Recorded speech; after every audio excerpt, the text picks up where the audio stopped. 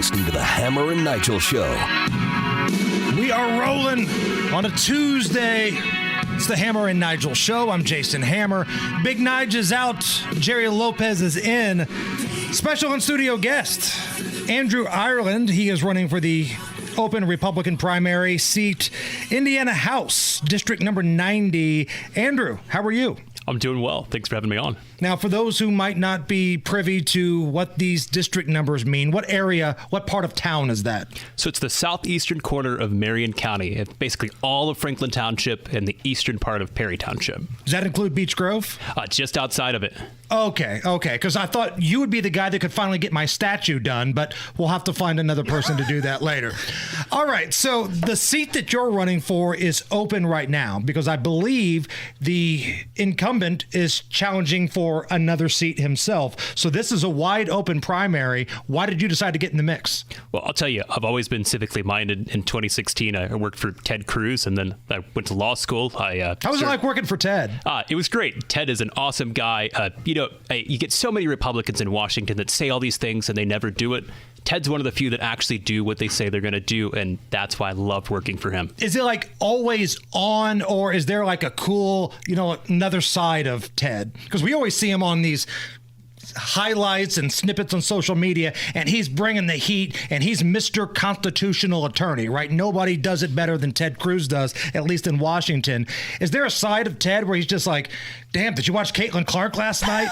Right, does Ted Cruz ever wear sweatpants? Right. Because I just think he's just jeans and button-up shirt. I got to say, he seems like Mr. Constitutional everywhere he goes.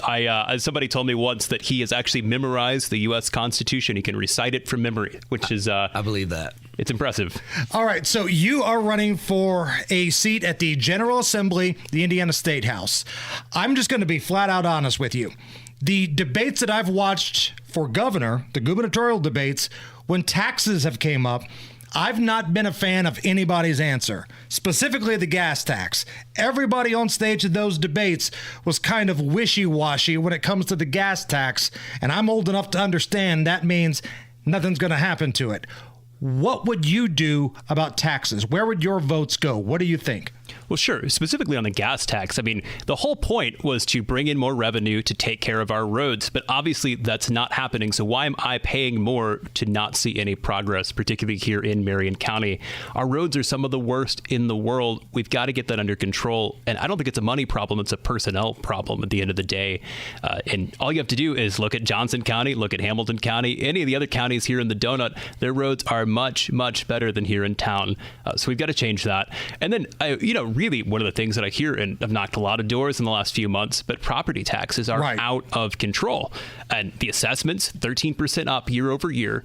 And it seems like the folks at the State House, the folks in the governor's race aren't doing anything to change that. And it's so frustrating because I think it's issue number one for a lot of people. And so typically I work from home, but when I get to come into the station, I get to play Indy Road Roulette, where you never know if the next pothole is going to just shatter your tire, right? Right. Now imagine the terror on my face when now those potholes are filled with water and I can't tell if the next puddle is going to pop my tire or not. So I'm all for fixing the roads over here within the circle. Well, and I'll tell you, one thing that other cities do, they have what they call a pothole bounty. So a private contractor, if they see an open hole, they fill it. They take a picture. Stop laughing, Allison. Grow up. Come on. We're speaking to a highly respected man over here, Allison. Grow up. Sorry, Andrew. Oh, it's okay. I appreciate it. All right. Now, the problem is that you're a Republican, and the Republicans have power, but the Republicans have been the ones taxing the bejesus out of the people here.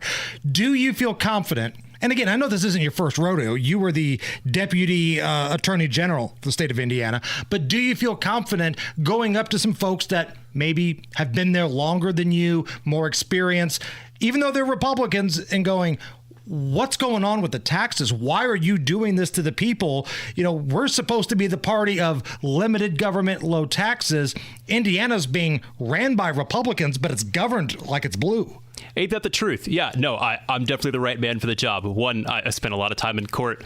When you get that, you certainly build a thick skin. Nobody's going to push me around at the State House. And I think it's important. We also get a lot of people up there that are frankly, they're kind of like Joe Biden. They're a little older. They've kind of lost the energy to do what they need to do, and they phone it in. We don't need people like that.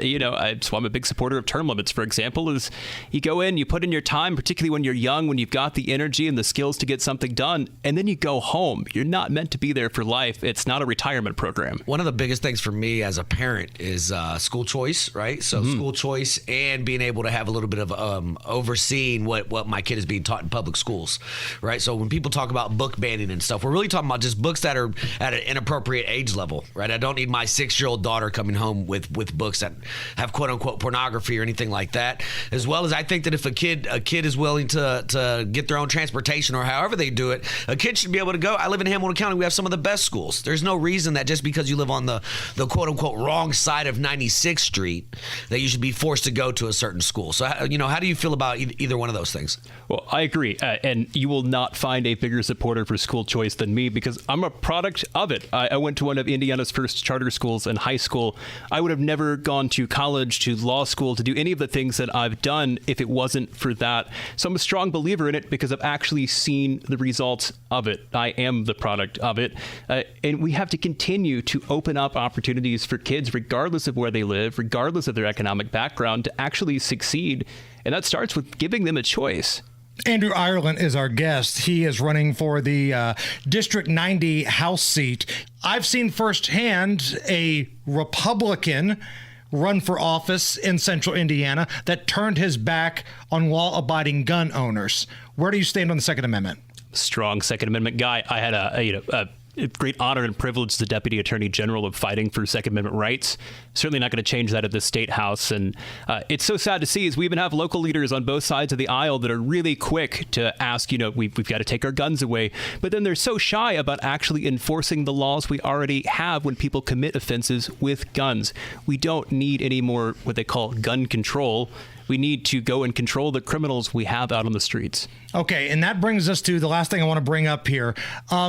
Where are we at with prosecutors in places like Marion County that are soft on crime? Because you can come up with the greatest crime plan in the world, but if you've got a prosecutor that doesn't want to lock up bad guys, then it's all for naught. How does that problem get fixed? Well, that's exactly right. And that is the leading problem. Why we have so many violent crimes in Indianapolis is because you have a prosecutor who isn't willing to prosecute. He wants to play public defender instead. And when you have two public defenders, guess what? These guys are back out on the streets the next day.